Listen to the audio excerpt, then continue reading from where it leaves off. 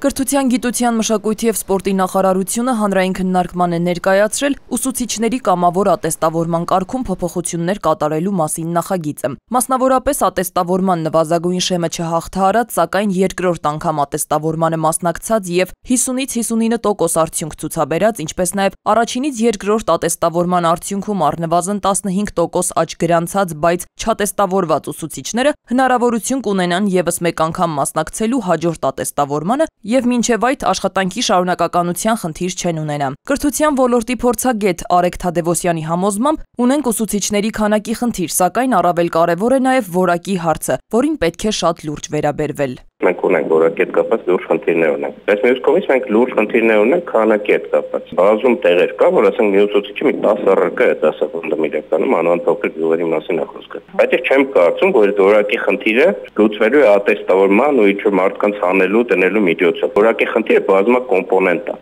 Այսինքն շատ մեծ դեր ունի դրա մեջ վերապատրաստումը։ Անդրադառնալով ատեստավորման թեստերի որակին, ինչպես նաև ուսուցիչների կողմից բողոքարկումներին, համաձայն որի թեստերը բարդ են կազմված և իրենց հեղինակազրկում են, փորձագետը նշում է։ Երբ որ ասենք մարդիկ չեն կարողանում հանձնարարություն անել,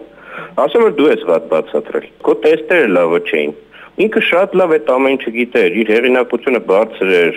իր գիտելիքները հսկայական են, բայց ասենք տեստ այնքան վատն է, որ իրենք չկարողացան պատասխանել։ Մի կողմից այո, ես կարծում եմ, որ վարիանտ չկա, որ տեստերը շատ լավ վիճակում լինեն։ Մյուս կողմից ես հասկանում եմ, որ մենք գործ ունենք բավականին ցածր կվալիֆիկացիա լուրջ խնդիրներ ունեցող մարդկանց հետ։ Ըստ Արեգ Թադևոսյանի, եթե ուզում ենք կառուցել գիտելիքահեն հասարակություն և նպաստել ուսուցչի հեղինակության բարձրացմանը, ապա պետք է փրկենք կրթական համակարգը, վերանայելով սահմանված խայտառակ դրույքաչափերը։ Սվետլանա Ավդիշյան, ժամը լրատվական։